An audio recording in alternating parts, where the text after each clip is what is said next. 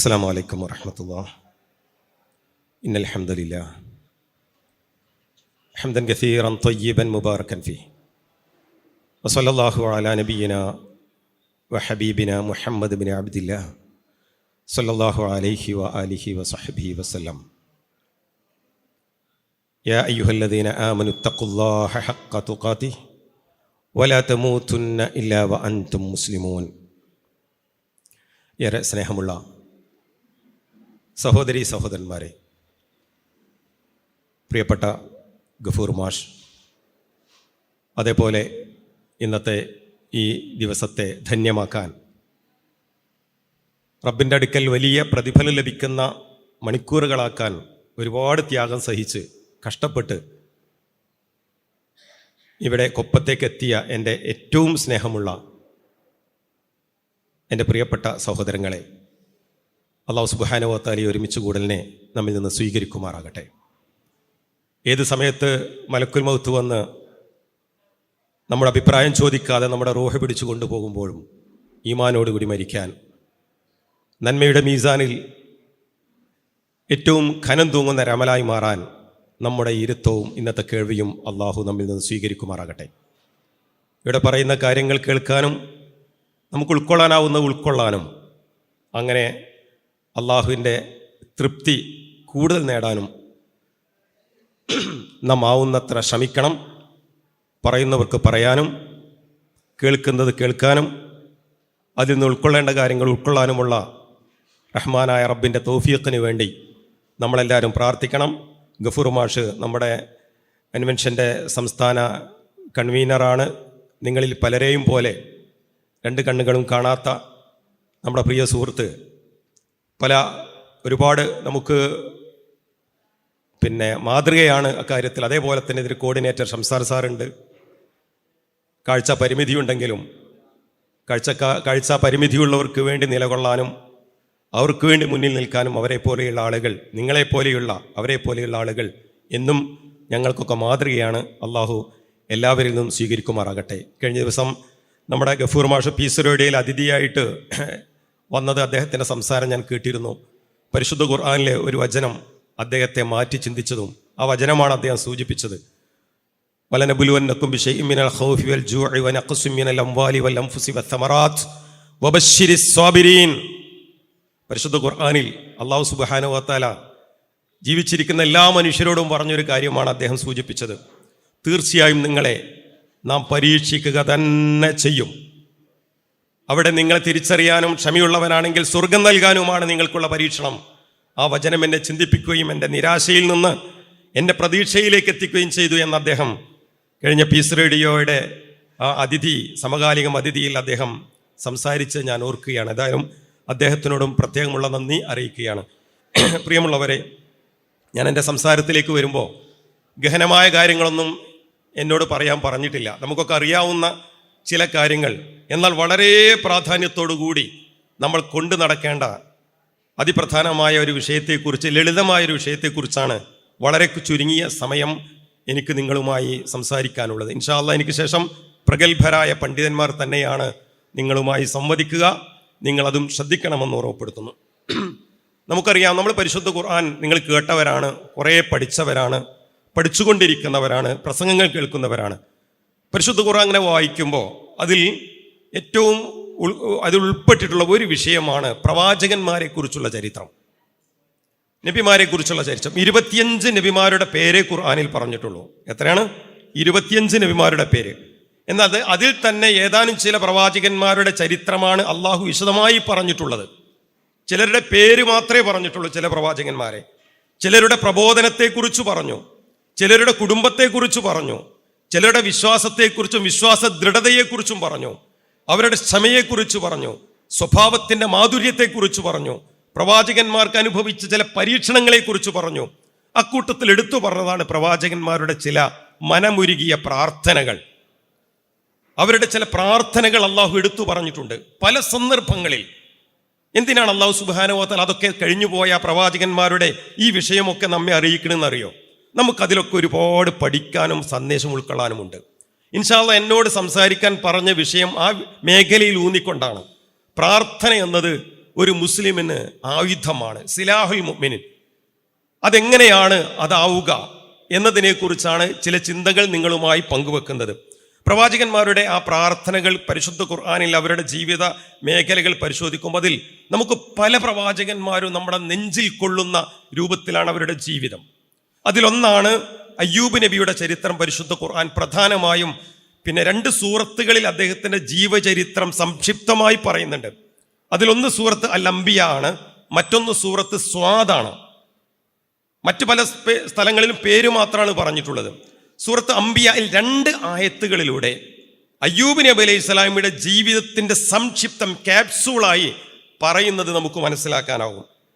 അതിലൊന്ന് 83-ാമത്തെ ആയത്താണ്. അഊദു ബില്ലാഹി മിനശ് ശൈത്വാനിർ റജീം ബിസ്മില്ലാഹിർ റഹ്മാനിർ റഹീം.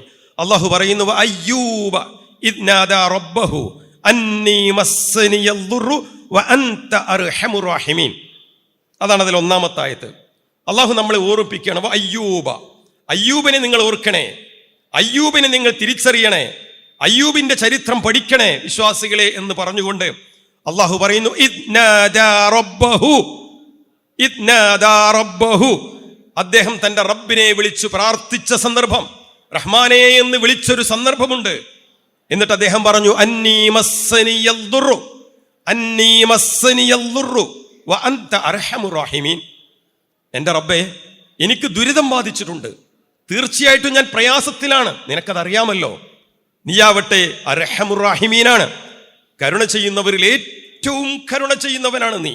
നിന്നോളം കരുണ ചെയ്യുന്നവൻ ഒരാളുമില്ലല്ലോ റബ്ബേ, എനിക്കതറിയാം. ഇതാണ് അദ്ദേഹത്തെക്കുറിച്ച് ഖുർആൻ ഈ ആയത്തിൽ പറഞ്ഞ കാര്യം.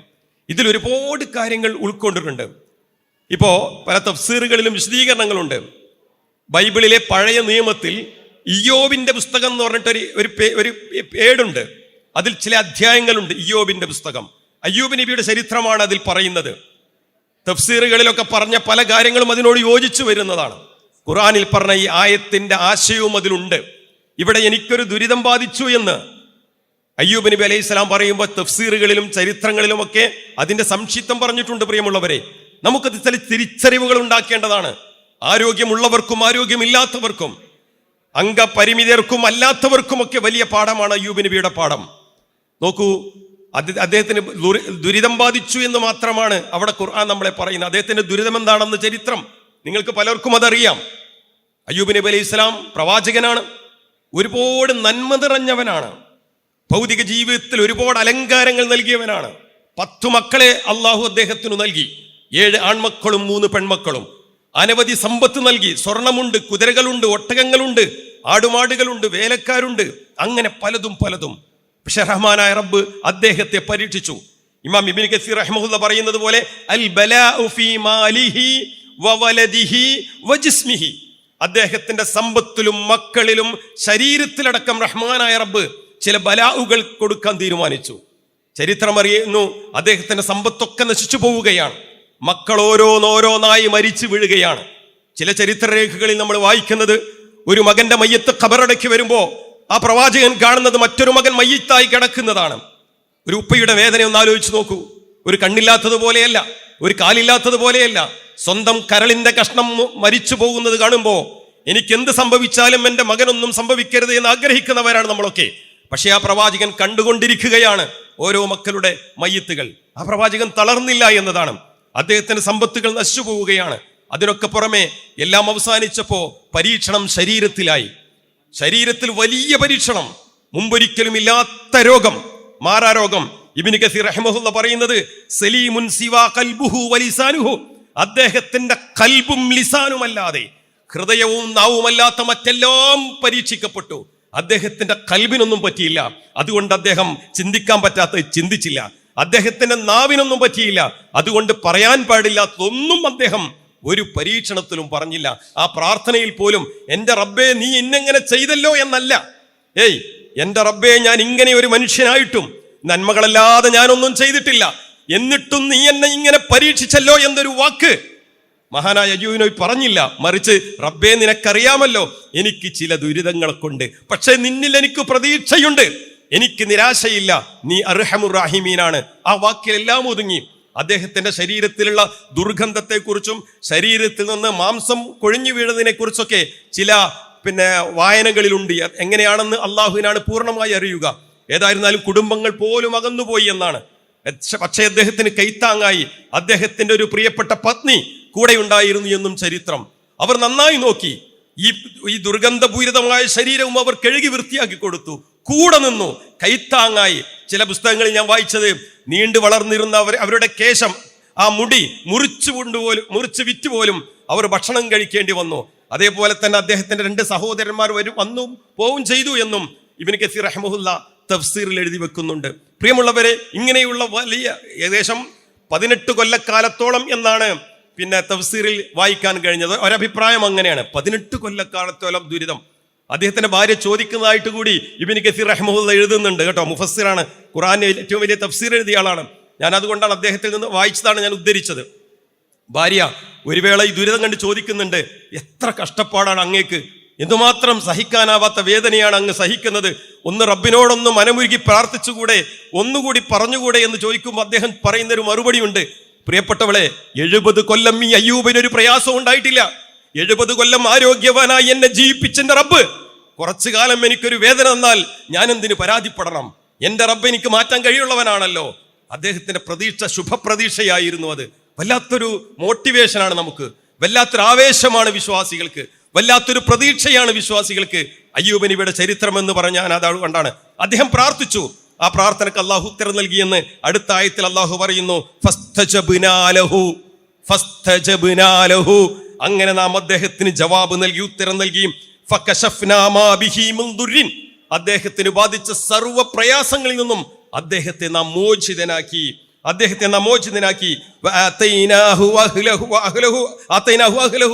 അദ്ദേഹത്തിന്റെ കുടുംബങ്ങളെയൊക്കെ അദ്ദേഹത്തിന് നാം തിരിച്ചു നൽകി. തുടർന്ന് അള്ളാഹു പറയുന്നുണ്ട്, നമ്മുടെ കാരുണ്യത്താൽ അദ്ദേഹത്തിന് വേണ്ടുവോളം നാം നൽകി. വദിക്റാലിൽ ആബിദീൻ, അള്ളാഹുവിനെ വിശ്വസിച്ച് അള്ളാഹിനെ ആരാധിക്കുന്ന മുഅ്മിനീങ്ങൾക്ക് ഒരു ഓർമ്മപ്പെടുത്തലാണ് അദ്ദേഹത്തിന്റെ ചരിത്രം എന്നുകൂടി പറഞ്ഞുകൊണ്ടാണ് ആ വിഷയം അവിടെ അവസാനിപ്പിക്കുന്നത്. വീണ്ടും ഒരു 70 കൊല്ലം, 140 കൊല്ലത്തോളം അദ്ദേഹം ജീവിച്ചു എന്ന് ചരിത്രം.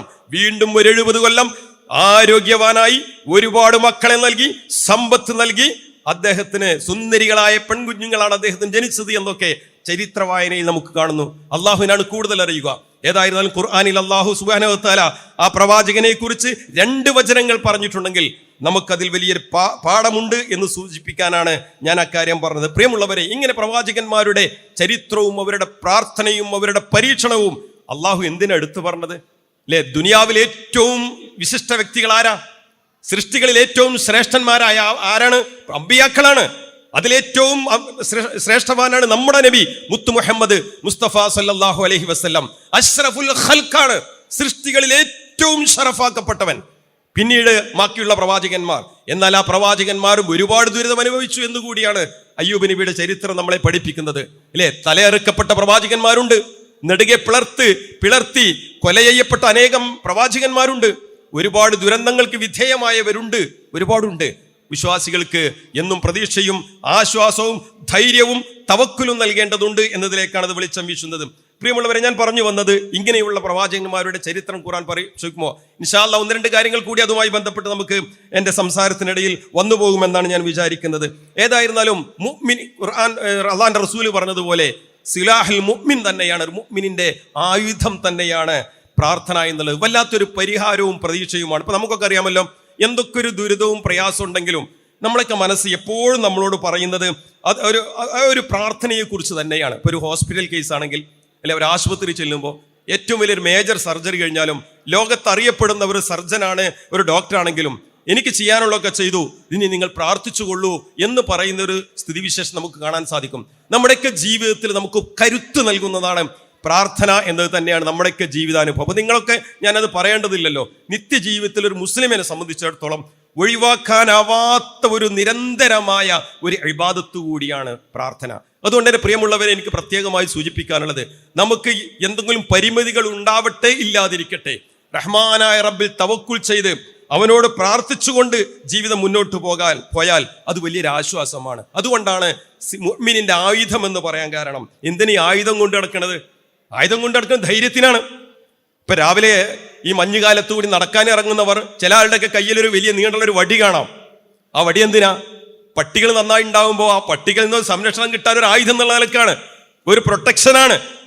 അത് ഒരു മുഅ്മിനെ സംബന്ധിച്ചിടത്തോളം ഏറ്റവും വലിയൊരു ആയുധമാണ് നമ്മുടെ പ്രശ്നങ്ങൾ പരിഹരിക്കാൻ, ജീവിതത്തിലെ പ്രതിസന്ധികളിൽ, അതേപോലെ തന്നെ തളരാതിരിക്കാനും. ഇനി അതിനുമപ്പുറം എല്ലാവിധ ആരോഗ്യമുണ്ടെങ്കിലും ഒരു അനാരോഗ്യത്തിലേക്ക് ഏത് സമയത്തും ചെന്ന് വീഴാവുന്ന ഒരു സ്ഥിതിയിലാണ് മനുഷ്യനൊക്കെ തന്നെ. നടന്നു പോകുന്നവൻ വീഴാൻ അധിക സമയം വേണ്ട, ചിരിക്കുന്നവൻ കരയാൻ അധിക സമയം വേണ്ട, അല്ലേ? സഞ്ചരിക്കുന്നവൻ തളർന്നു വീഴാൻ അധിക സമയം വേണ്ട. നമ്മളത് കണ്ടുകൊണ്ടിരിക്കുന്നവനാണ്. രാത്രി കിടന്നുറങ്ങുമ്പോൾ വരെ 2 കാഴ്ചയും ഉണ്ടായിരുന്നവർ രാവിലെ എണീറ്റ് നോക്കുമ്പോൾ കാഴ്ച നഷ്ടപ്പെട്ടത് നമ്മുടെ അനുഭവത്തിലുണ്ട്. ഇങ്ങനെയൊക്കെ ആർക്കും വരാം. അവിടെയൊക്കെ നമുക്ക് വല്ലാത്തൊരു താങ്ങായി, തണലായി, പ്രതിസന്ധികളിൽ പരിഹാരമായി നമ്മോടൊപ്പം ഉണ്ടാകണമെന്നാണ് എനിക്ക് സൂചിപ്പിക്കുന്നത്. അതൊരു തവക്കുലാണ്, നമ്മുടെ ഈമാനിന്റെ ഒരു ഭാഗമാണ്. നിങ്ങൾ ആലോചിച്ച് നോക്കൂ, ഇപ്പം നിങ്ങളൊക്കെ വീട്ടിൽ നിന്ന് ഇറങ്ങിയപ്പോൾ ഒരു തവക്കുലോടുകൂടി അള്ളാഹുവിൽ ഭരമേൽപ്പിച്ചുകൊണ്ടാണല്ലോ നമ്മൾ ഇറങ്ങുന്നത്. നമ്മുടെ കൂടെ ഒരുപക്ഷെ നമ്മളെ സഹായിക്കാനും കൈപിടിക്കാനും താങ്ങാവാനും മുന്നോട്ട് നയിക്കാനും ഒക്കെ കൂടെ ആളുകൾ ഉള്ളവരുണ്ട്, ഉള്ളവരുണ്ടാകും. പക്ഷെ അപ്പോഴൊക്കെ തന്നെ ബിസ്മില്ലാഹി തവക്കൽതു അലല്ലാഹ് ലാ ഹൗല വലാ ഖുവത ഇല്ലാ ബില്ലാഹ് എന്ന് പറഞ്ഞുകൊണ്ടാണ് നമ്മൾ വീട്ടിൽ നിന്ന് ഇറങ്ങുന്നതെങ്കിൽ അതൊരു ദിക്റാണ്, ഒരു പ്രാർത്ഥനയാണ്, ഒരു ഏൽപ്പനയാണ്. റഹ്മാനെ, നിന്റെ നാമത്തിലാണ്, അള്ളാഹുവിന്റെ നാമത്തിലാണ് ഞാൻ എൻ്റെ വീടിന്റെ പടിയിറങ്ങുന്നത്. അവനിലാണ് ഞാൻ എല്ലാം ഏൽപ്പിച്ചിരിക്കുന്നത്. അവനല്ലാതെ ഒരു ഹൗലും ഖുവത്തുമില്ല റബ്ബേ, റബ്ബിനല്ലാതെ ഒരു ശക്തിയും കഴിവുമില്ല. അതൊക്കെ എൻ്റെ റബ്ബിനെ ഏൽപ്പിച്ചുകൊണ്ട് ഞാൻ ഇത് ഇറങ്ങുന്നു എന്ന് പറഞ്ഞുകൊണ്ടാണ് നമ്മൾ ഇറങ്ങുന്നത്. അള്ളാഹുവിൽ തവക്കുൽ ചെയ്യുന്നു. അല്ലാഹുമ്മ ഇന്നി അഊദു ബിക അൻ അദില്ല ഔ ഉദല്ല. അള്ളാഹുവേ, ഞാൻ ഇതാ പോവുകയാണ്, വീട്ടിൽ നിന്ന് ഇറങ്ങുകയാണ്.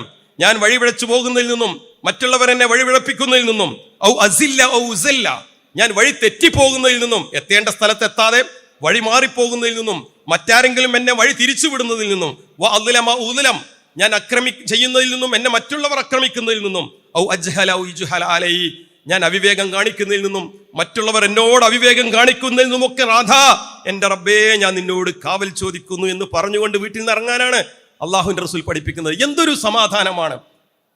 നമ്മൾ മനസ്സിലാക്കും, നമ്മളെ നമ്മുടെ റബ്ബിനെ ഏൽപ്പിച്ചു, ഇനി ഞാൻ വഴി തെറ്റി പോകുന്ന പ്രശ്നമല്ല, എനിക്ക് ഞാൻ അക്രമത്തിന് വിധേയമാകുന്ന പ്രശ്നമല്ല.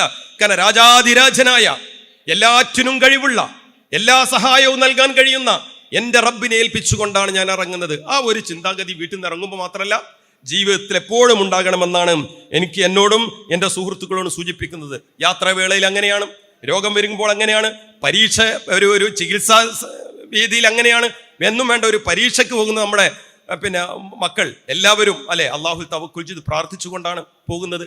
എല്ലാവരും അങ്ങനെയാണ്. ഒരു സ്ഥാപനം തുടങ്ങുകയാണെങ്കിൽ പ്രാർത്ഥനയോടുകൂടി തുടങ്ങുന്നു.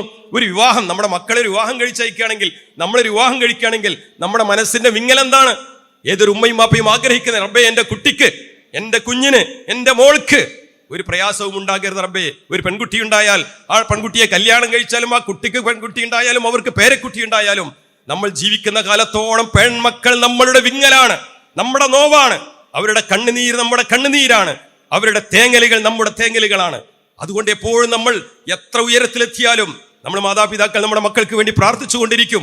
അതൊരു തവക്കുലാണ്, ഒരു ഏൽപ്പനയാണ്, ഒരു ധൈര്യമാണ്, ഒരു നമുക്കുണ്ടാകുന്ന ഒരു ആശ്വാസമാണ്, ഒരു സമാധാനമാണ്. അത് നമ്മുടെയൊക്കെ ജീവിതത്തിൽ എപ്പോഴും ഉണ്ടാകേണ്ടതുണ്ട് എന്നതാണ് എനിക്ക് ഈ സന്ദർഭത്തിൽ പ്രത്യേകമായും സൂചിപ്പിക്കാനുള്ളത്. പ്രിയമുള്ളവരെ, ഇവിടെ അതിനോട് ചേർത്ത് വായിക്കേണ്ട ഒരു കാര്യം, റബ്ബിനോടല്ലാത്ത ഒരു പ്രാർത്ഥന, റബ്ബിനോടല്ലാത്ത ഒരു തേട്ടം അതൊരിക്കലും ഒരു വിശ്വാസിയിൽ ഉണ്ടായിക്കൂടാ. പരിശുദ്ധ ഖുർആനിൽ നിരന്നു കിടക്കുന്ന 100 കണക്കിന് പ്രാർത്ഥനകളുണ്ട്, പ്രവാചകന്മാർ പ്രാർത്ഥിച്ച പ്രാർത്ഥനകൾ. അള്ളാഹു നമ്മോട് പ്രത്യേകമായി വിശ്വാസികളോട് പ്രാർത്ഥിക്കാൻ വേണ്ടി കൽപ്പിച്ചത്. അതേപോലെ തന്നെ പ്രാർത്ഥനകളൊക്കെ നോക്കൂ, അള്ളാഹു സുബ്ഹാനഹു വ തആലയോട് അല്ലാത്തൊരു പ്രാർത്ഥന നമുക്ക് എവിടെയും കാണാൻ കഴിയില്ല. അള്ളാഹുവിന്റെ റസൂൽ തിരക്കിനിടയിലും തൻ്റെ ഈ 23 കൊല്ലം കാലഘട്ടത്തിനിടയിൽ നുബുവത്ത് കിട്ടി മരിക്കുന്നത് വരെയുള്ള അദ്ദേഹത്തിന്റെ ജീവിതത്തിൽ രാവും പകലുമായി, ഉറങ്ങുമ്പോഴും എഴുന്നേൽക്കുമ്പോഴും നടക്കുമ്പോഴും ഇരിക്കുമ്പോഴും അല്ലാത്തപ്പോഴും ഒക്കെയായി 100 കണക്കിന് പ്രാർത്ഥനകൾ നമുക്ക് കാണാൻ സാധിക്കും. ഒരിക്കലും ഒന്നും തന്നെ അള്ളാഹു അല്ലാത്ത ഒരു മഹാന്മാരോടോ ഒരു അമ്പിയാക്കളോടോ പ്രാർത്ഥിച്ചിട്ടില്ല, പ്രാർത്ഥിക്കാൻ അനുവാദവുമില്ല. കാരണം പ്രാർത്ഥന ഇബാദത്താണ്. അല്ലാഹു അല്ലാത്തവർക്ക് നേർന്നാൽ നാം ശിർക്ക് ചെയ്ത് നമ്മുടെ സർവ്വ അമലുകളും, നമസ്കാരവും നോമ്പും ഹജ്ജും ഉംറയും ഖുർആൻ പാരായണവും സദഖയും നമ്മുടെ തസ്ബീഹും തഹ്ലീലും എല്ലാം ബാത്തിലായി പോകുന്ന ഒരു സ്ഥിതിവിശേഷം ഉണ്ടാകുമെന്നുകൂടി ഈ ഒരു പ്രാർത്ഥന എന്ന വിഷയം നമ്മുടെ മനസ്സിലേക്ക് ഇടുമ്പോൾ നമ്മൾ ചിന്തിക്കണം. അള്ളാഹു സുബ്ഹാനഹു വ തആല നമ്മോട് പറഞ്ഞത്, റസൂലിനോട് പ്രഖ്യാപിക്കാൻ പറഞ്ഞത്, ഖുൽ ഇന്നമാ അദ്ഉ റബ്ബി വലാ ഉശ്രികു ബിഹി അഹദ. പ്രവാചകരെ പ്രഖ്യാപിച്ചേക്ക്, പറഞ്ഞു കൊടുക്കണം പ്രവാചകരെ, ഞാൻ എൻ്റെ റബ്ബിനോട് മാത്രമേ പ്രാർത്ഥിക്കൂ, ഞാൻ ഒരിക്കലും അവനിൽ മറ്റൊരാളെയും പങ്കു ചേർക്കുകയില്ല. പ്രാർത്ഥനയോടൊപ്പം ആരെങ്കിലും പ്രാർത്ഥിച്ചാൽ ജീവിച്ചിരിക്കുന്നവരാകട്ടെ, മലക്കുകളാവട്ടെ, ജിന്നുകളാവട്ടെ, അല്ലെങ്കിൽ മഖ്ബറുകളിലുള്ളവരാകട്ടെ, മഹാന്മാരാകട്ടെ, അള്ളാഹുവേ എന്നതിന് പകരം, എൻ്റെ റബ്ബേ എന്നതിന് പകരം മറ്റാരോടെങ്കിലുമാണ് നാം പ്രാർത്ഥിക്കുന്നതെങ്കിൽ, ആരെങ്കിലും നമ്മളെ സഹായിക്കുമെന്ന് ആഗ്രഹിച്ചുകൊണ്ടാണ് നാം തേടുന്നതെങ്കിൽ, ഏതെങ്കിലും നേർച്ചക്കുറ്റിയിൽ ആഗ്രഹം കൊണ്ട് നാം പൈസ ഇടുന്നുവെങ്കിൽ, ആ രൂപത്തിൽ ആ ചിന്തയോടുകൂടി നാം ഒരു ഐക്കല്ലോ ഏലസോ കെട്ടുന്നുവെങ്കിൽ, പ്രിയമുള്ളവരെ, അള്ളാഹുവിന്റെ റസൂൽ പഠിപ്പിക്കാത്തതാണത്. അള്ളാഹുവിൽ വിശ്വാസമില്ല എന്നതാണ് അതിന്റെ പ്രതികരണത്തിലൂടെ നമുക്ക് മനസ്സിലാക്കുന്നത്. അയ്യൂബ് നബി അള്ളാഹുവിനോടാണ് പ്രാർത്ഥിച്ചത്. ഓരോ പ്രവാചകന്മാരും അങ്ങനെ. അതുകൂടി ഞാൻ നിങ്ങളോട് ഈ സന്ദർഭത്തിൽ സൂചിപ്പിക്കുന്നു. മാത്രമല്ല, സൂറത്ത് ഗാഫിറിലെ 60-ാമത്തെ വചനം ഒരു മുഅ്മിനിന്റെ മനസ്സിൽ എപ്പോഴും തങ്കലിപികളാൽ രേഖപ്പെട്ട് കിടക്കേണ്ടതാണ്. വഖാല റബ്ബുകും ഉദ്ഉനി, നിങ്ങളുടെ റബ്ബ് പറഞ്ഞിരിക്കുന്നു, പ്രഖ്യാപിച്ചിരിക്കുന്നു. നമ്മളോട് പറയാൻ നിങ്ങളുടെ റബ്ബ് ഇതാ പ്രഖ്യാപിച്ചിരിക്കും. എന്താ റബ്ബ് പ്രഖ്യാപിച്ചിട്ടുള്ളത്? ഉദ്ഉനി അസ്തജിബ് ലക്കും, നിങ്ങൾ എന്നോട് പ്രാർത്ഥിക്കണേ, ഞാൻ നിങ്ങൾക്ക് ഉത്തരം നൽകും. നമുക്കൊക്കെ അറിയാവുന്ന ഒരു വചനമാണ്. എന്നോട് പ്രാർത്ഥിക്കണേ, നിങ്ങൾ എന്നോട് പ്രാർത്ഥിക്കണേ, ഞാനാണ് നിങ്ങൾക്ക് ഉത്തരം നൽകുക എന്ന് റഹ്മാനായ റബ്ബ് പറയുന്നു. മാത്രവുമല്ല, അള്ളാഹു തുടരുന്നു, ഇന്നല്ലദീന യസ്തക്ബിറൂന അൻ ഇബാദതി സയദ്ഖുലൂന ജഹന്നമ ദാഖിരീൻ.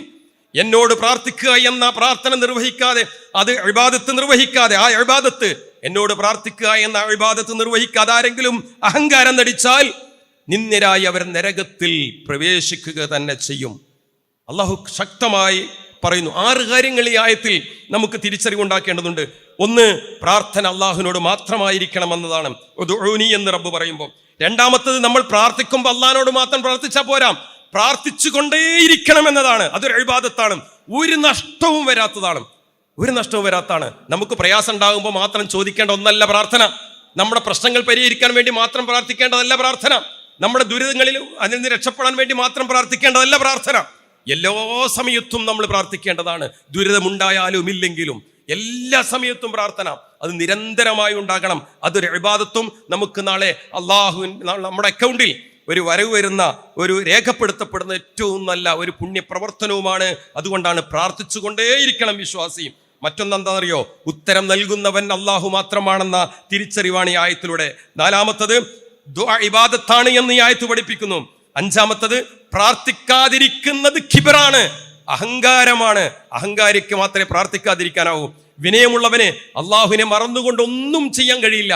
വീട്ടിൽ നിന്ന് പുറത്തിറക്കുമ്പോൾ ഏറ്റവും വലിയ സുന്ദരമായ വില കൂടിയ കാറുണ്ടെങ്കിലും ശരി, അപകടരഹിതമെന്ന് പറയുന്ന 1000 അടി കൊക്കയിലേക്ക് താഴ്ചയിലേക്ക് മറിഞ്ഞാലും ഒന്നും സംഭവിക്കില്ലെന്നുറച്ച് വിശ്വസിക്കുന്ന അതീവ സാങ്കേതിക വിദ്യയുള്ള ഒരു വാഹനത്തിലാണ് ഞാൻ പുറപ്പെടുന്നതെങ്കിലും ശരി, എനിക്ക് ബിസ്മില്ലാഹ് തവക്കൽതു അലല്ലാഹ് വലാ ഹൗല വലാ ഖുവത ഇല്ലാ ബില്ലാഹ് എന്ന് പറയാതെ എൻ്റെ വീട്ടിൽ നിന്ന് പുറത്തിറങ്ങാനാവില്ല. അതെന്റെ വിനയമാണ്. ഒരിക്കലും കിബർ, അഹങ്കാരം എന്നിൽ ഉണ്ടാകുന്നില്ല. ഈ ആയത്ത് അതിലേക്കും കൂടി വെളിച്ചം വീശുന്നു. 6-മത്തത്, പ്രാർത്ഥിക്കാതിരിക്കുന്നതും ആ പ്രാർത്ഥന റബ്ബിനോടല്ലാതെ മറ്റുള്ളവരോടായിരിക്കുന്നതുമൊക്കെ നരകത്തിലെത്താനുള്ള കാരണമാണെന്നുകൂടി അള്ളാഹു സുബ്ഹാനഹു വ തആല ഈ ആയത്തിൽ പറയുമ്പോൾ, ഈ ആയത്ത് നമ്മുടെ മനസ്സിൽ രേഖപ്പെട്ട് കിടക്കണം. അള്ളാഹുവിന്റെ കലാമാണ്, അള്ളാഹു പറഞ്ഞതാണ്. അതുകൊണ്ട് പ്രിയമുള്ളവരെ, ഈ പറഞ്ഞ 6 കാര്യങ്ങളും ഈ ആയത്തിലുണ്ട്. നമ്മുടെ മനസ്സിൽ അതെപ്പോഴും ഉണ്ടാകണം എന്നതുകൂടി ഞാൻ സൂചിപ്പിക്കുന്നു. മറ്റൊന്ന്, ഞാൻ പറഞ്ഞുവല്ലോ, പ്രാർത്ഥന അത് നമുക്ക് ഒരു തരത്തിലും നഷ്ടമില്ലാത്തൊരു കാര്യമാണ്. ഒരു തരത്തിലും നഷ്ടമല്ല. അള്ളാഹുവിന്റെ റസൂൽ പറഞ്ഞ ഒരു വാക്ക് വല്ലാണ്ട സന്തോഷം നൽകുന്നതാണ്. എന്താണ് റസൂൽ പറഞ്ഞത് അറിയോ? നിങ്ങൾ പ്രാർത്ഥിക്കുമ്പോൾ കുടുംബബന്ധം മുറിക്കാനും കുറ്റകരമായ കാര്യത്തിനും അല്ലാതെയാണ് നിങ്ങൾ പ്രാർത്ഥിക്കുന്നതെങ്കിൽ, ഒരു കുറ്റത്തിനു വേണ്ടിയല്ല, ഒരാൾ നശിക്കണം നിങ്ങൾ പ്രാർത്ഥിക്കണില്ല, എൻ്റെ അനിയൻ ജേട്ടൻ മരിച്ചു, അവനെന്തെങ്കിലും അപകടം പറ്റണേ, അങ്ങനെയുള്ള പ്രാർത്ഥന നിങ്ങൾക്കില്ല. കുടുംബബന്ധം മുറിക്കുന്നൊന്നുമില്ലെങ്കിൽ 3-1 അള്ളാഹു നൽകാതിരിക്കില്ല. നിങ്ങളുടെ ഒരു പ്രാർത്ഥന കൊണ്ട്, ആ പ്രാർത്ഥന ദുനിയാവിന്റെ കാര്യത്തിലാകാം, പരലോകത്തിന്റെ കാര്യത്തിലാകാം, രോഗം മാറാനാകാം, സ്വർഗം കിട്ടാനാവാം, നരകത്തിൽ നിന്ന് രക്ഷപ്പെടാനാവാം, കുട്ടികൾക്ക് നല്ല ബുദ്ധി ഉണ്ടാകാനാവാം, നമ്മുടെ കാഴ്ച തിരിച്ചു കിട്ടാനാവാം. ഏത് കാര്യത്തിലുള്ള പ്രാർത്ഥനയായാലും 3-1 നിങ്ങൾക്ക് അതുകൊണ്ട് ലഭിക്കും, നിങ്ങൾ മുഅ്മിനാണെങ്കിൽ. ഏതാ 3-1? അള്ളാഹുവിന്റെ റസൂൽ പറയുന്നു, ഇമ്മാ യുഅജ്ജല ലഹു ദഅവതഹു, ഒന്നെങ്കിൽ ആ പ്രാർത്ഥനക്ക് അള്ളാഹു അതിവേഗം ഉത്തരം നൽകും. അങ്ങനെയുള്ള അനുഭവങ്ങൾ നമുക്കൊക്കെ ഉണ്ടാവും. അങ്ങനെയുള്ള അനുഭവങ്ങൾ നമുക്കുണ്ടാവും. അതിവേഗം അള്ളാഹു ജവാബ് നൽകും.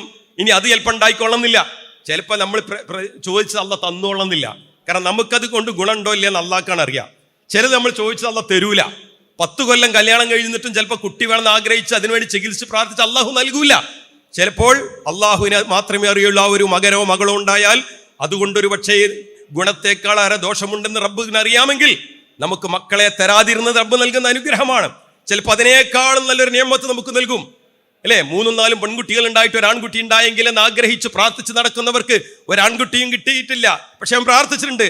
പക്ഷേ ഒരാൺകുട്ടി ഉണ്ടായതിനേക്കാൾ എത്രയോ സന്തോഷകരമായി ആ 4 പെൺമക്കളെ കല്യാണം കഴിച്ച മരുമക്കൾ സ്വന്തം ആൺകുട്ടികളെക്കാൾ ഉമ്മയെയും ബാപ്പയെയും നോക്കുന്ന ചരിത്രമില്ലേ? ഒരു പെൺകുട്ടിയും ഉണ്ടായിട്ടില്ല. ആൺകുട്ടികൾ പലതുമുണ്ട്. ഒരു പെൺകുട്ടി ഉണ്ടായെങ്കിലെന്ന് ആഗ്രഹിക്കുകയും പ്രാർത്ഥിക്കുകയും ചെയ്തു. പക്ഷേ ഒരു പെൺകുഞ്ഞിനെ അള്ളാഹ് നൽകിയില്ല. പക്ഷേ നമ്മുടെ ആൺമക്കൾ കല്യാണം കഴിച്ച് കൊണ്ടുവരുന്ന ചില പെൺമക്കൾ നമ്മുടെ പെൺമക്കളെക്കാൾ സ്നേഹിച്ച് ലാളിച്ച് ആ പാപ്പാനിമ്മാനി നോക്കുന്ന അമ്മാശാക്കാനി അമ്മായിമാനി നോക്കുന്നത് നമ്മൾ കാണുന്നില്ലേ? അപ്പൊ നമ്മൾ പ്രതീക്ഷിക്കുന്ന രൂപത്തിലൊന്നും ആവില്ല ചിലപ്പോൾ അള്ളാഹു തരിക. അതുകൊണ്ട് നമ്മൾ എപ്പോഴും അങ്ങനെ കാത്തിരിക്കണം. രണ്ടാമത്തെ അള്ളാഹു പറഞ്ഞത് എന്താ പറയുക? റസൂലുള്ള പറഞ്ഞത് പ്രാർത്ഥനയുടെ ഗുണമായിട്ട് ഒന്നുകിൽ ആഖിറത്തിൽ അള്ളാഹു അത് നമുക്കൊരു സമ്പത്തായി വെക്കും. എൻ്റെ തലവേദന മാറ്റണേ എന്നാണ് നമ്മൾ പ്രാർത്ഥിച്ചു നോക്കുക. ഈമാനോടുകൂടി മരിപ്പിക്കണേ അതാവട്ടെ. അതല്ലെങ്കിൽ നമുക്ക് രോഗം ഉണ്ടാകരുത്, നമ്മളൊരു വാഹനത്തിൽ കയറുമ്പോൾ ഈ വാഹനത്തിനൊരു അപകടവും വരരുത്. ഇങ്ങനെയുള്ള ഏത് പ്രാർത്ഥന നമ്മൾ നടത്തി പിന്നെ നമുക്ക് വേണ്ടതാണെങ്കിൽ അള്ളാഹു അത് നൽകും. നമുക്ക് അത് നൽകേണ്ടതാണെങ്കിൽ ആ ഒരു പ്രാർത്ഥന ഒരു ഇബാദത്തായിട്ട് അള്ളാഹു നമ്മുടെ അക്കൗണ്ടിൽ, നമ്മുടെ ഒരു നമസ്കാരം പോലെ, നമ്മുടെ ഒരു നോമ്പ് പോലെ, നമ്മുടെ സക്കാത്ത് പോലെ, ഹജ്ജ് പോലെ, ഉംറ പോലെ, ഖുർആൻ പാരായണം പോലെ ഒരു വലിയ നന്മയായി നമ്മുടെ ഒരു പ്രാർത്ഥന അള്ളാഹു അവിടെ എടുത്തു വെക്കുകയാണ്. പ്രാർത്ഥിച്ചാൽ നഷ്ടമല്ല. മൂന്നാമത് എന്താ പറഞ്ഞു അറിയോ? അതും ഒരു അത്ഭുതമാണ്. അള്ളാഹുവിന്റെ റസൂൽ പറയുന്നു, ചിലപ്പോൾ അള്ളാഹു നിങ്ങളിലേക്ക് വരുന്ന അതുപോലെ ഒരു ദുരന്തത്തെ ഒരു യുവത്തിനെ അള്ളാഹു തിരിച്ചു വിടുന്നാണ്. തിരിച്ചു വിടുന്നു. അത് നമുക്ക് ചിലപ്പോൾ അറിയില്ല. നമ്മൾ പോരുന്ന വാഹനം ഒരു സെക്കൻഡിൽ ഒരംശം കൊണ്ട് അത്ഭുതകരമായി ഒരാളെ ഇടിക്കുന്നതിൽ നിന്നോ മറിയിൽ നിന്നോ രക്ഷപ്പെട്ടിട്ടുണ്ടെങ്കിൽ ഒരു പക്ഷേ നമ്മൾ ബിസ്മില്ല എന്ന് പറഞ്ഞ് നമ്മുടെ വാഹനത്തിൽ കയറിയത് കൊണ്ടായിരിക്കാം. അള്ളാഹുവിനാണ് അത് അറിയുക. സുബ്ഹാനല്ലദീ സഖറ ലനാ ഹാദാ വമാ കുന്നാ ലഹു മുഖ്രിനീൻ വ ഇന്നാ ഇലാ റബ്ബിനാ ലമുഖ്ലിബൂൻ എന്നുള്ള നമ്മുടെ പ്രാർത്ഥനയുടെ ഫലമായിരിക്കാം ഒരു വലിയ വാഹനം നമ്മുടെ വാഹനത്തിന് നേർക്ക് വന്ന് ഒരു സെക്കൻഡിൽ ഒരു അംശം കൊണ്ട് അത് മാറിപ്പോയി വലിയൊരു അപകടത്തിൽ നമ്മൾ രക്ഷപ്പെട്ടിട്ടുണ്ടാവുക. അള്ളാഹുവിനാണ് അറിയുക. അപ്പൊ ഇങ്ങനെ ഗുണമല്ലാതെ നഷ്ടമൊന്നുമില്ലാത്തതാണ് പ്രാർത്ഥന എന്ന തിരിച്ചറിവും കൂടി നമുക്കുണ്ടാകണമെന്നാണ് ഞാൻ സൂചിപ്പിക്കുന്നത്. ചില ബലാഉകൾ, ചില വലിയ ദുരന്തങ്ങൾ നമ്മളിലേക്ക് വരുന്നതിൽ നിന്നൊക്കെ നമ്മുടെ പ്രാർത്ഥനകൾക്ക് വലിയ സ്വാധീനമുണ്ടെന്ന് കൂടി അള്ളാഹുവിന്റെ റസൂൽ പഠിപ്പിച്ചിട്ടുണ്ട്. മുൻഗാമികളൊക്കെ രേഖപ്പെടുത്തി വെച്ചിട്ടുണ്ട്.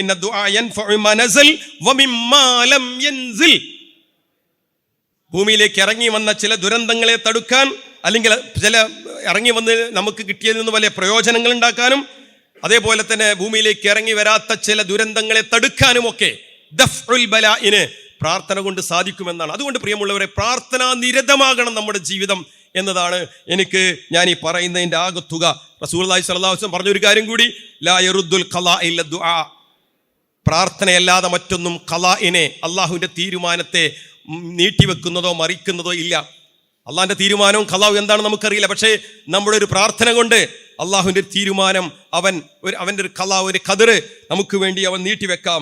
അതേപോലെ തന്നെ യസീദു ഫിൽ ഉംരി ഇല്ലൽ ബിർ, പുണ്യം ചെയ്യലല്ലാതെ മറ്റൊന്നും തന്നെ ആയുസ്സിനെ ദീർഘിപ്പിക്കുന്നതുമില്ല എന്നാണ്.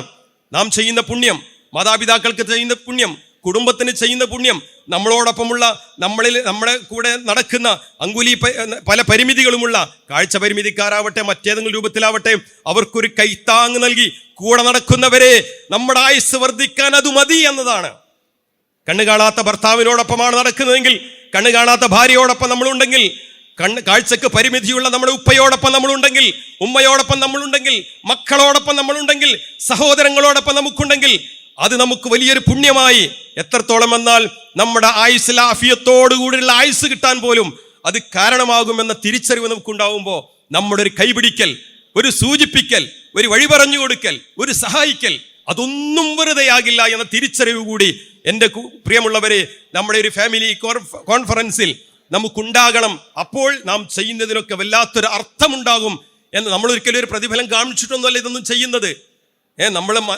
നമ്മുടെ കാഴ്ച പരിമിതിയുള്ളവരിൽ നിന്ന് എന്തെങ്കിലും ലഭിക്കണമെന്ന് ആഗ്രഹിച്ചിട്ടല്ല. അവരോട് ബന്ധമുള്ളവർ, കുടുംബ ബന്ധമുള്ളവർ, സ്നേഹമുള്ളവർ, അടുപ്പമുള്ളവർ, അവരെ സഹായിക്കുന്നതും കൂടെ നിൽക്കുന്നതും കൈത്താങ്ങാകുന്നതും തണലാകുന്നതും. പക്ഷേ റഹ്മാനായ റബ്ബ് അതൊന്നും വെറുതെ വിടില്ല, കാണാതിരിക്കില്ല, നൽകിക്കൊണ്ടേ ഇരിക്കുമെന്ന സന്തോഷ വാർത്ത കൂടി നമുക്കിവിടെ അള്ളാഹുവിൻ്റെ റസൂൽ നൽകുകയാണ്. നമുക്കറിയാമല്ലോ, പലപ്പോഴും തന്നെ തഴയപ്പെടുന്ന ഒരുപാട് ആളുകളുണ്ട്. ഇപ്പം നമ്മുടെ ഈ കൂട്ടത്തിൽ ഇതേപോലെ കൂടെ ആളുകളുള്ളവരുണ്ടാകാം, കൈത്താങ്ങുള്ളവരുണ്ടാകാം, ഒരുപക്ഷെ എനിക്ക് ഒരു കാഴ്ച പരിമിതി ലഭിച്ചത് വലിയൊരു അനുഗ്രഹമായി. എനിക്ക് സപ്പോർട്ട് ചെയ്യാനും കൂടെ നിൽക്കാനും ഒരുപാട് ആളുകളുണ്ട് എന്ന് ചിന്തിക്കുന്നവരും അങ്ങനെ ഉള്ളവരും ഉണ്ടാകാം. പക്ഷെ ഇതൊന്നും ഇല്ലാത്തവരുമുണ്ട്, ഒറ്റപ്പെടുന്നവരുണ്ട്, ഒറ്റപ്പെടുത്തപ്പെട്ട ഒരുപാട് ആളുകൾ നമുക്ക് ചുറ്റുമുണ്ട്. അത് നമ്മൾ ആലോചിക്കേണ്ടതുണ്ട്. അങ്ങനെ ഒരിക്കലും ആകാൻ പാടില്ല. പലപ്പോഴും നമുക്കറിയാം, ഞാൻ മനസ്സിലാക്കിയെടുത്തോളം ഒരു ഭർത്താവിനാണ് പെട്ടെന്നൊരു കാഴ്ച പ്രയാസമുണ്ടായി. ഒരു വേള രാവിലെ എണീറ്റപ്പോൾ കാഴ്ച കാണുന്നില്ല, റെറ്റിനയാകെ അതിൻ്റെ ഭാഗങ്ങൾ കോടുകളൊക്കെ നശിച്ചു പോകുന്ന വലിയ അസുഖം വന്നിട്ടുണ്ട്. ഭർത്താവിനാണെങ്കിൽ മിക്ക 90% അല്ലെങ്കിൽ 100% തന്നെ ഭാര്യമാർ വിട്ടുപോകാറില്ല, കൂടെ നിൽക്കാറാണ് പതിവ്. അപകടം പറ്റിയാലും കൂടെ നിൽക്കും. പക്ഷെ പലപ്പോഴും മറിച്ച് സംഭവിക്കുന്നത് അങ്ങനെയല്ല.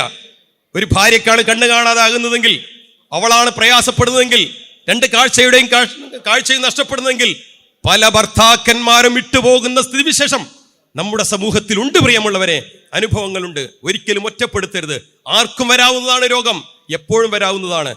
ജന്മനാ അന്ധത ബാധിച്ചവർ സംബന്ധിച്ചിടത്തോളം അവർ ജീവിതത്തിൽ ഒരുപാട് അതിനോട് ചേർന്ന് നിന്ന് അതിനെ അതിശയിക്കാനുള്ള പലതും നേടിയെടുത്തിട്ടുണ്ടാവും, വായനയിലൂടെയും പഠനത്തിലൂടെയും ഒക്കെ. പക്ഷേ ഒരു നിമിഷത്തിൽ അല്ലെങ്കിൽ ഒരു സുപ്രഭാതത്തിൽ കാഴ്ചശക്തി നഷ്ടപ്പെടുന്നവരുടെ കാര്യം വളരെ കൂടുതൽ പ്രശ്നമാണ്. നിങ്ങളിൽ ചിലരെങ്കിലും അങ്ങനെയുള്ളവരുണ്ടാവും. എൻ്റെ പ്രിയപ്പെട്ട 2 പേരുണ്ട്, എനിക്കതറിയാം. ഒരാൾക്ക് 34-35 വയസ്സിൽ കണ്ണിന് 2 കാഴ്ച നഷ്ടപ്പെട്ട് ഒരു ഹയർ സെക്കൻഡറി അധ്യാപകനാണ്. മറ്റൊന്നെൻ്റെ ഒരു സ്റ്റുഡൻ്റാണ്. ഒറ്റപ്പെട്ടു, ഭർത്താവ് ഒഴിവാക്കിയ ഒരു സ്ഥിതിവിശേഷത്തിൽ എന്ത് ചെയ്യണമെന്നറിയാതെ 2 കണ്ണുകളുടെയും കാഴ്ചയില്ലാതെ തളരുന്നുവെങ്കിൽ അള്ളാഹുവിലുള്ള പ്രതീക്ഷയും പ്രാർത്ഥനയും പരലോകമുണ്ടല്ലോ എന്ന ബോധവും മാത്രമാണ് അവരെ ജീവിപ്പിക്കുന്നത് എന്നുകൂടി നമ്മൾ തിരിച്ചറിയുന്നു. അപ്പോൾ അതുകൊണ്ട് പല പരീക്ഷണങ്ങളും വരുമ്പോൾ തളർന്നു പോകാനുള്ള സാധ്യത കൂടുതലുണ്ട്. ഞാൻ ഈ പറഞ്ഞതുപോലെ പെട്ടെന്നൊരു സുപ്രഭാതത്തിലാണ് ഈ പ്രയാസം വരുന്നതെങ്കിൽ, ഞാൻ പറഞ്ഞുവല്ലോ 43 വയസ്സായ എൻ്റെ വിദ്യാർത്ഥി ഒരു കുഞ്ഞിൻ്റെ ഉമ്മയാണ്, മാതാവാണ്. 10 കൊല്ലം മുമ്പാണ് ഒരു പ്രഭാതത്തിൽ രാവിലെ എണീറ്റപ്പോൾ ഒരു കണ്ണിന് കാഴ്ചയില്ല. ഒരു കണ്ണിൻ്റെ കാഴ്ച പെട്ടെന്ന് നഷ്ടപ്പെട്ടു. അതിലപ്പുറം വലിയൊരു ബേജാറുണ്ടോ? വല്ലാത്തൊരു സങ്കടമുണ്ടോ? വല്ലാത്തൊരു ആശങ്കയുണ്ടോ? വല്ലാത്തൊരു ഭയമുണ്ടോ? ചികിത്സിക്കാൻ പോകാവുന്നിടത്തോളം ചികിത്സിച്ചു. പക്ഷെ 2ാമത്തെ കണ്ണിലേക്ക് വ്യാപിച്ചു. 2 കണ്ണിൻ്റെയും കാഴ്ച പൂർണ്ണമായി നഷ്ടപ്പെട്ടു.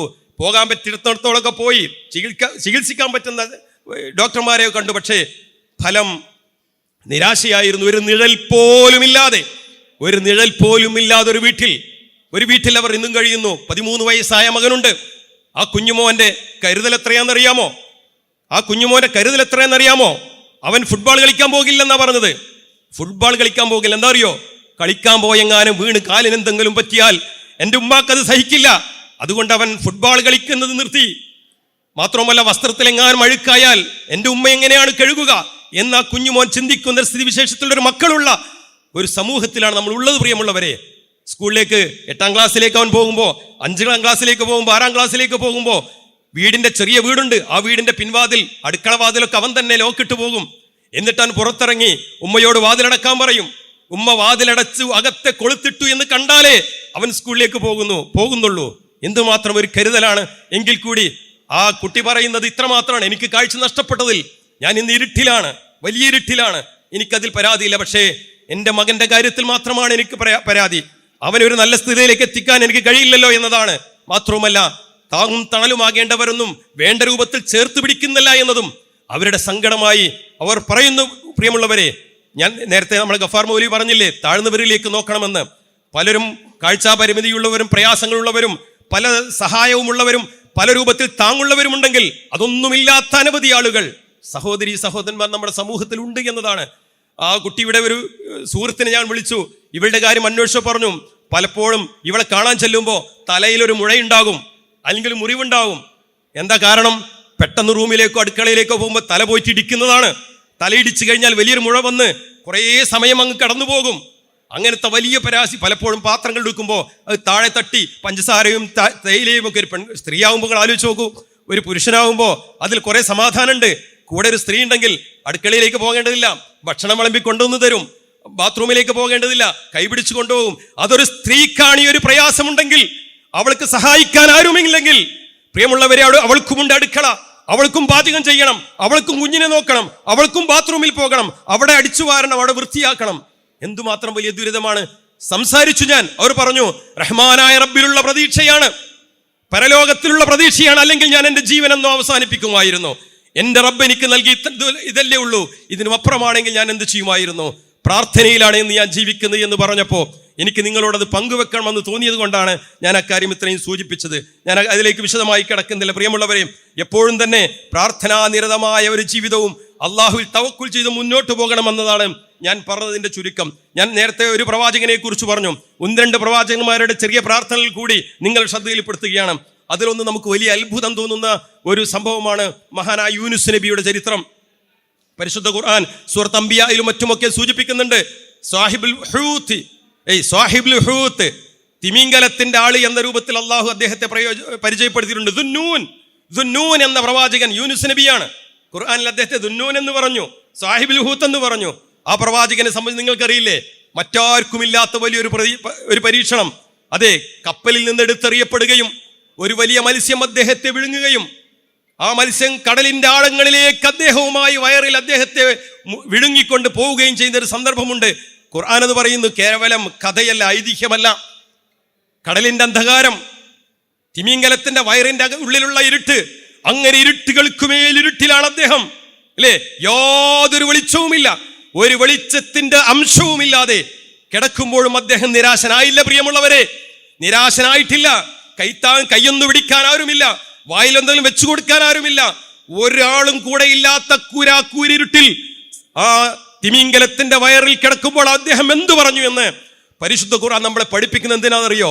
നമുക്ക് ധൈര്യവും സധൈര്യവും അതേപോലെ തന്നെ അള്ളാഹുവിലുള്ള പ്രതീക്ഷയും അള്ളാഹുവിലെ തവക്കുലും ഉണ്ടാകാനാണ്. അള്ളാഹു പറയുന്ന പരിശുദ്ധ ഖുർആനിൽ അദ്ദേഹം പ്രാർത്ഥിച്ചത്രയുള്ളൂ, ലാ ഇലാഹ ഇല്ലാ അന്ത സുബ്ഹാനക് ഇന്നി കുൻതു മിനൽ ളാലിമീൻ.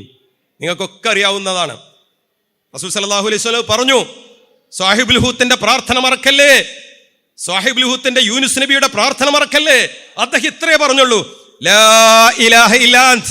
ഒന്ന്, അല്ലാഹുവേ റബ്ബേ, നീയല്ലാതെ ഇലാഹില്ല, നീയല്ലാതെ ഒരു ഇലാഹുമില്ല, നിന്റോടാണ് എൻ്റെ പ്രാർത്ഥന മുഴുവൻ, നീയാണ് എൻ്റെ ആരാധ്യൻ. രണ്ടാമത്തെ വാക്കെന്താ? സുബ്ഹാനക്, സുബ്ഹാനക്, നീ എത്രയോ പരിശുദ്ധനാണ്. സുബ്ഹാനല്ലാഹ്. മൂന്നാമതൊരു കാര്യം കൂടി പറഞ്ഞു, ഇന്നി കുൻതു മിനൽ ളാലിമീൻ. അല്ലാഹുവേ, തീർച്ചയായിട്ടും ഞാൻ അക്രമികളിൽ പെട്ടുപോയിരിക്കുന്നു. ഒരു പ്രവാചകൻ എന്ന നിലക്ക് ചെയ്യാൻ പാടില്ലാത്തൊരു കാര്യം അദ്ദേഹം ചെയ്തിട്ടാണ് അവിടുന്ന് പോകുന്നത്.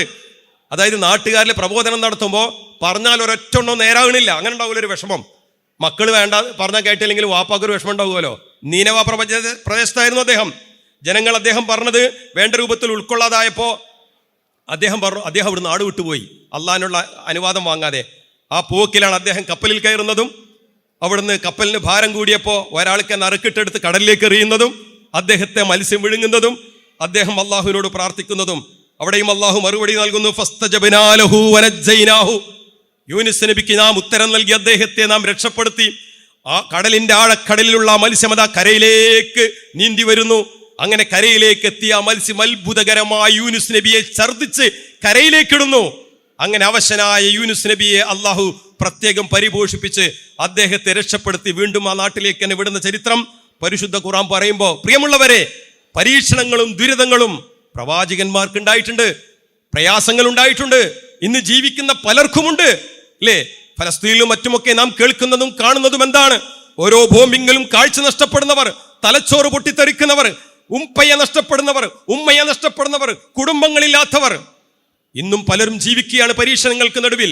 അള്ളാഹുവിന്റെ വിശ്വാസമാണ് ഈ സമയത്തും അവരെ പിടിച്ചു നിർത്തുന്നത് എന്നത് നമ്മൾ ഇതിനോട് ചേർത്തി വായിക്കണമെന്നാണ് എനിക്ക് സൂചിപ്പിക്കാനുള്ളത്. സക്കരിയ നബിയുടെ ചരിത്രവും നമ്മളെ അള്ളാഹു പഠിപ്പിക്കുന്നുണ്ട്. പ്രായാധിക്യത്തിലെത്തിയ മക്കളുണ്ടായിട്ടില്ല, ഭാര്യക്കാണെങ്കിൽ കുട്ടികൾ ഉണ്ടാവാത്ത രൂപത്തിലുള്ള സ്ത്രീയാണ്, പ്രസവിക്കാത്ത സ്ത്രീയാണ്.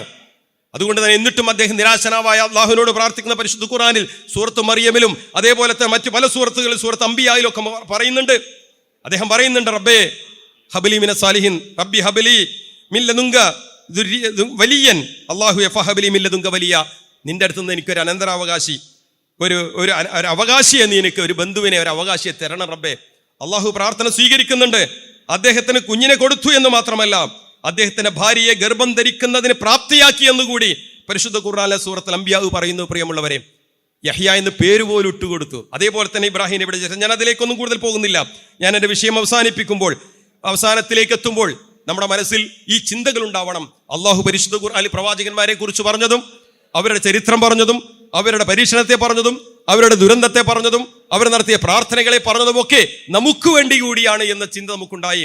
നമ്മുടെ ജീവിതത്തിൽ പ്രാർത്ഥനാ നിരതരായി മുന്നോട്ട് പോകാനുള്ള സന്മനസ്സും അതിനുള്ള സന്നദ്ധതയും നമുക്കുണ്ടാവണം.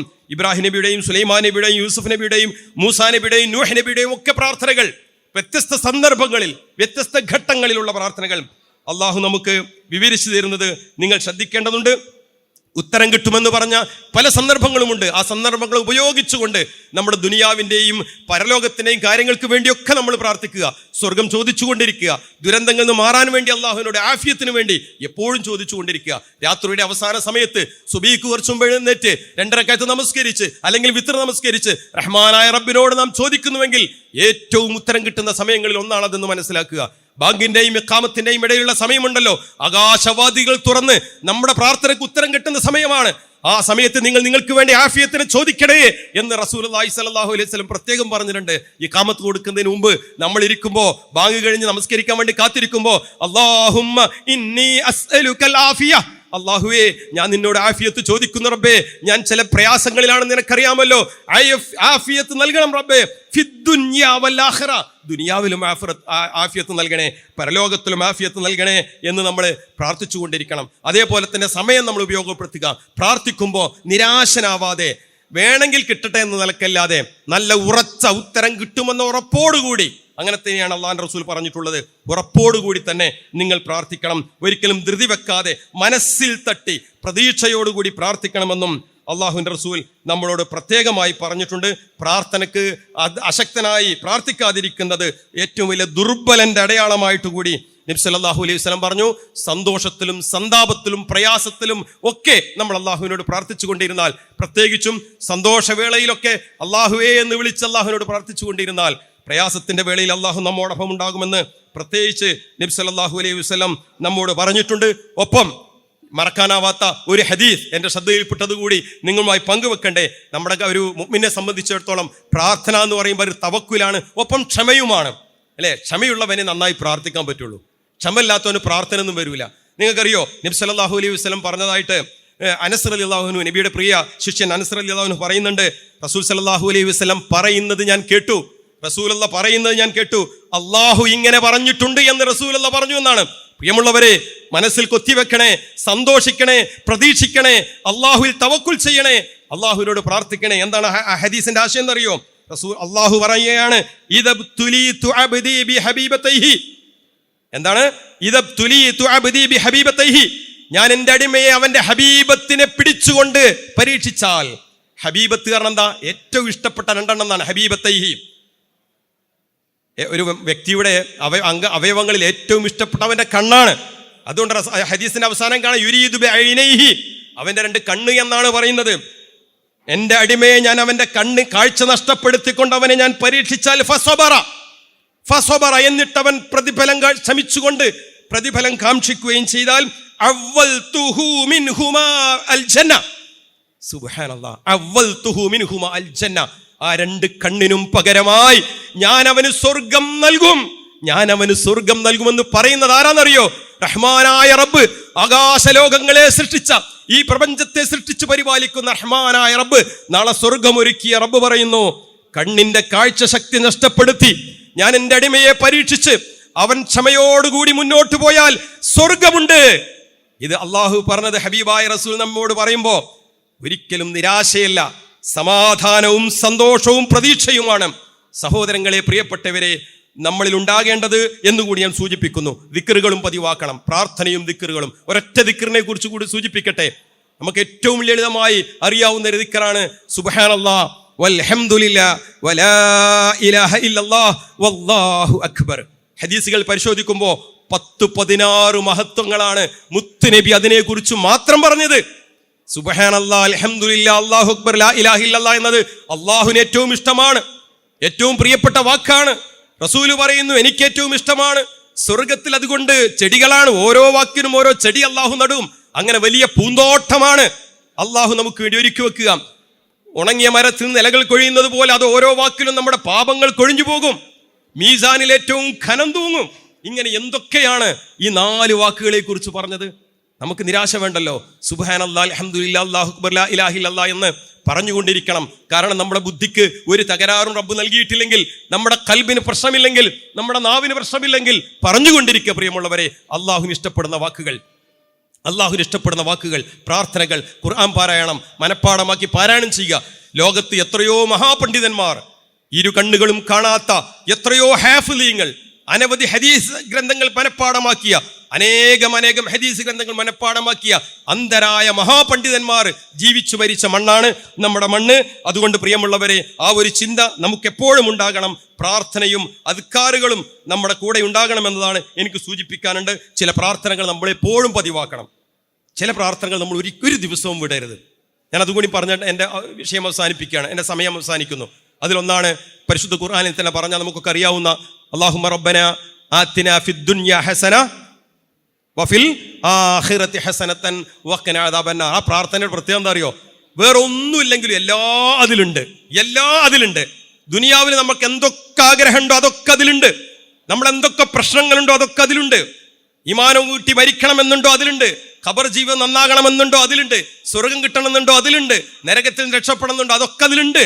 അതുകൊണ്ട് ഈ പ്രാർത്ഥന മനസ്സിൽ തട്ടി, റബ്ബന, ഞങ്ങളുടെ റബ്ബേ, ആതിനാ ഫിദ്ദുനിയ ഹസന, ഈ ദുനിയാവിൽ എല്ലാ നന്മയും നൽകി അനുഗ്രഹിക്കണം റഹ്മാനെ. വഫിൽ ആഖിറതി ഹസന, പരലോകത്തിലും നീ നന്മകൾ മാത്രം നൽകണേ.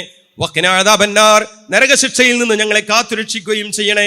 അപ്പൊ ഈ പ്രാർത്ഥന നിരന്തരമായി നമ്മുടെ ജീവിതത്തിൽ ഉണ്ടാകണം. പിന്നെ ഞാൻ പറഞ്ഞതുപോലെ ആഫിയത്തിനെ ചോദിക്കുന്നത് നമ്മൾ ഒരിക്കലും മറക്കരുത്. വീട്ടിൽ നിന്ന് പുറപ്പെടുമ്പോഴുള്ള പ്രാർത്ഥന അതും ഉണ്ടായിരിക്കണം. പിന്നെ അതിലൊന്ന് ഏറ്റവും പ്രധാനപ്പെട്ട എനിക്ക് എപ്പോൾ നിങ്ങളോട് സൂചിപ്പിക്കാനുള്ളത്, നമ്മൾ എവിടെയെങ്കിലും ചെന്ന് ഇറങ്ങിയാൽ, ഇപ്പം ഒരു സ്ഥലത്ത് ചെന്നു, ഒരു വാഹനം ചെന്നിറങ്ങി, ഒരു ടൂർ പോയി, ഒരു സ്ഥലത്തിറങ്ങി, ഒരു യാത്ര പോയി, അവിടെ ഒരു പ്രാർത്ഥന റസൂൽ പ്രത്യേകം പഠിപ്പിച്ചിട്ടുണ്ട്. ഏതാ? അഊദു ബി കലിമാത്തില്ലാഹി താമ്മാത്തി മിൻ ശർരി മാ ഖലഖ്. ഒന്ന് പറഞ്ഞ എല്ലാവരും, അഊദു ബി കലിമാത്തില്ലാഹി താമ്മാത്തി മിൻ ശർരി മാ ഖലഖ്. അതിന്റെ ബെനിഫിറ്റ് എന്താ അറിയോ? അള്ളാഹുവിന്റെ റസൂൽ പറയാണ്, ഇതൊരാൾ പറഞ്ഞാൽ ഇത് രാവിലെ 3 പ്രാവശ്യവും വൈകുന്നേരം 3 പ്രാവശ്യവും പറയാൻ പറഞ്ഞിട്ടുണ്ട്. അല്ലെ, രാവിലെ എന്തായാലും വൈകുന്നേരം എന്തായാലും 3 പ്രാവശ്യം പറയണം. അവനെ ഒരു തരത്തിലും മറ്റൊരു ഉപദ്രവവും അവനെ ഏൽക്കുകയില്ല എന്ന് അള്ളാഹുവിന്റെ റസൂൽ പറഞ്ഞതാണ്. മാത്രമല്ല, എല്ലാവിധ പൈശാചികമായ ഷെറിൽ നിന്നും കാവൽ ലഭിക്കുന്ന പ്രാർത്ഥന നിങ്ങൾക്ക് പലർക്കും അതറിയാം. അഊദു ബി കലിമാത്തില്ലാഹി താമ്മാത്തി മിൻ ശർരി മാ ഖലഖ്. അതുപോലെ തന്നെ എല്ലാ ദിവസവും രാവിലെ, അതേപോലെ എല്ലാ ദിവസവും വൈകുന്നേരവും ബിസ്മില്ലാഹില്ലദി ലാ യദുറു മഅ ഇസ്മിഹി ശൈഉൻ ഫിൽ അർദി വലാ ഫിസ് സമാഇ വഹുവ സമീഉൽ അലീം. അതും പലർക്കും അറിയാവുന്നതാണ്. ആ പ്രാർത്ഥനയെക്കുറിച്ച് റസൂലുള്ളാഹി പറഞ്ഞത് എല്ലാവിധ ബലാകളിൽ നിന്നും അള്ളാഹു കാത്തുരക്ഷിക്കുന്ന പ്രാർത്ഥനയാണ് എന്നാണ്. ബിസ്മില്ലാ, അള്ളാഹുവിന്റെ നാമത്തിൽ, ലാ യദുറു മഅ ഇസ്മിഹി ശൈഉൻ ഫിൽ അർദി വലാ ഫിസ് സമാ, ആകാശങ്ങളിലോ ഭൂമിയിലോ ഒന്നും തന്നെ അള്ളാഹുവിന്റെ നാമമുണ്ടെങ്കിൽ ഉപദ്രവിക്കുകയില്ല, ഉപദ്രവമേൽക്കുകയില്ല. അവനെല്ലാം കേൾക്കുന്നവനും അറിയുന്നവനുമാണ്. അപ്പോൾ അങ്ങനെയുള്ള രാവിലെയും വൈകുന്നേരവും ഈ പ്രാർത്ഥന 3 പ്രാവശ്യം നിർവഹിക്കുന്നത് അള്ളാഹുവിന്റെ റസൂൽ പ്രത്യേകം പറഞ്ഞിട്ടുണ്ട്. നമ്മുടെ ശരീരത്തിലെ ആഫിയത്തിന് വേണ്ടി അല്ലാഹുമ്മ ആഫിനി ഫി ബദനി, അല്ലാഹുമ്മ ആഫിനി ഫി സമഇ, അല്ലാഹുമ്മ ആഫിനി ഫി ബസരി എന്നൊക്കെ അള്ളാഹുവിന്റെ റസൂൽ പ്രത്യേകം പ്രാർത്ഥിച്ചു. അല്ലാഹുവേ, എൻ്റെ ശരീരത്തിൽ എനിക്ക് ആഫിയത്ത് നൽകണേ, എൻ്റെ കേൾവിയിൽ ആഫിയത്ത് നൽകണേ, എൻ്റെ കാഴ്ചയിൽ ആഫിയത്ത് നൽകണേ. അങ്ങനെ ആഫിയത്തിന് വേണ്ടിയുള്ള പ്രാർത്ഥനയും നിരന്തരമായി ഉണ്ടാവുക. അങ്ങനെ പ്രാർത്ഥനയാണ് ജീവിതം. ആ പ്രാർത്ഥന നമ്മൾ നിരന്തരമായി നിർവഹിക്കുകയും അത് ആത്മാർത്ഥമാക്കുകയും അതോടൊപ്പം അതിന് മറുപടി കിട്ടണമെന്ന് ആഗ്രഹിക്കുകയും ആ പ്രാർത്ഥന റബ്ബിനോട് മാത്രമായിരിക്കുകയും ചെയ്താൽ, അതേപോലെ ക്ഷമയോടുകൂടി മുന്നോട്ട് പോവുകയും ചെയ്താൽ അള്ളാഹു നമ്മെക്കുറിച്ച് അത്ഭുതപ്പെടും. അജബല്ലി അംറിൽ മുഅ്മിൻ, മുഅ്മിനിന്റെ കാര്യം അത്ഭുതമാണ്. സന്തോഷമുണ്ടാകുമ്പോൾ അൽഹംദുലില്ലാഹ് പറയും, പ്രയാസം ഉണ്ടാകുമ്പോൾ ക്ഷമിച്ചുകൊണ്ട് അള്ളാഹുലേക്ക് മടങ്ങുന്ന ആ വിശ്വാസികളെ കുറിച്ച് അള്ളാഹുന്റെ റസൂൽ പറഞ്ഞത്, മുഅ്മിനിന്റെ കാര്യം അത്ഭുതകരമാണ്. എന്തൊക്കെ പ്രതിസന്ധി ഉണ്ടെങ്കിലും അവൻ തളരുന്നില്ലല്ലോ, ഒരു പ്രയാസം ഉണ്ടാകുമ്പോൾ നിരാശനാകുന്നില്ലല്ലോ എന്നാണ് ഹബീബായ റസൂൽ അങ്ങനെയുള്ള മുഅ്മിനീങ്ങളെ കുറിച്ച് പറഞ്ഞത്. പ്രിയമുള്ളവരെ, റബ്ബും നമ്മെ അത്ഭുതപ്പെടണം. നമ്മുടെ കോൺഫിഡൻസ് കണ്ട്, അള്ളാഹുവിന്റെ തവക്കുൽ കണ്ട്, അവനുള്ള പ്രതീക്ഷ കണ്ട് റഹ്മാനായ റബ്ബ് നമ്മളെ കുറിച്ച് അത്ഭുതപ്പെടുകയും അങ്ങനെ നാളെ പരലോകത്ത് സ്വർഗം നൽകി റഹ്മാനായ റബ്ബ് നമ്മെ അനുഗ്രഹിക്കുകയും ചെയ്യണം. അതിനുള്ള ശ്രമവും അധ്വാനവുമാകണം നമ്മുടെ ജീവിതം. റഹ്മാനായ റബ്ബ് അതിനുള്ള തൗഫീഖ് നമുക്കെല്ലാവർക്കും നൽകി അനുഗ്രഹിക്കുമാറാകട്ടെ. നമ്മൾ ഈ വന്ന വീഴ്ചകൾ കാരുണ്യവാനായ റബ്ബ് നമുക്ക് പുറത്തു തരുമാറാവട്ടെ. മരിക്കുന്നത് വരെ അള്ളാഹുള്ള വിശ്വാസം അചഞ്ചലമായി നിർവഹിച്ചുകൊണ്ട്, പ്രാർത്ഥനാനിരതരായി അള്ളാഹുവിൽ പ്രതീക്ഷയർപ്പിച്ചുകൊണ്ട്, അള്ളാഹുവിനോട് മാത്രം പ്രാർത്ഥിച്ചുകൊണ്ട്, ഒരിക്കലും നിരാശനാവാതെ മുന്നോട്ട് പോകാനുള്ള തൗഫീക്ക് റഹ്മാനായ റബ്ബ് നമുക്കെല്ലാവർക്കും നൽകി അനുഗ്രഹിക്കുമാറാകട്ടെ. നമ്മളെ സഹായിക്കുന്ന, നമ്മളെ ചേർത്ത് നിർത്തുന്ന, നമ്മളോടൊപ്പം നിൽക്കുന്ന, നമുക്ക് വേണ്ടി പ്രാർത്ഥിക്കുന്ന, നമ്മുടെ കണ്ണാകുന്ന, കയ്യാകുന്ന, കരളാകുന്ന നമ്മുടെ പ്രിയപ്പെട്ടവർക്കും അള്ളാഹു പൂർണ്ണമായ ആഫിയത്തും ആരോഗ്യവും പ്രതിഫലവും നൽകി അനുഗ്രഹിക്കുമാറാകട്ടെ. ഏത് സമയത്ത് അള്ളാഹു അവൻ്റെ മലക്കുൽ മൗത്തിനെ വിട്ട് നമ്മുടെ റൂഹ് പിടിക്കുമ്പോഴും ഈമാനോടുകൂടി കലിമത്ത് തൗഹീദ് ഉച്ചരിച്ചുകൊണ്ട് മരിക്കാനും ശുഭ്രവസ്ത്രധാരികളായ വെള്ളവസ്ത്രം ധരിച്ച് അനേകം മലക്കുകളെ കണ്ട് സന്തോഷത്തോടുകൂടി ഈ ദുനിയാവിനോട് വിട പറയാനും അള്ളാഹു നമ്മെ അനുഗ്രഹിക്കുമാറാകട്ടെ. റഹ്മാനായ റബ്ബേ, ഞങ്ങളുടെ വീഴ്ചകൾ ഞങ്ങൾക്ക് നീ പുറത്തു തരണമേ റഹ്മാനെ. ഞങ്ങളുടെ നന്മകൾ ഞങ്ങൾ നീ സ്വീകരിക്കണം റഹ്മാനെ. റബ്ബനാ അത്തിനാ ഫിദ്ദുനിയ ഹസന വഫിൽ ആഖിറതി ഹസനത വഖിനാ അദാബന്നാർ വൽഹംദുലില്ലാഹി റബ്ബിൽ ആലമീൻ.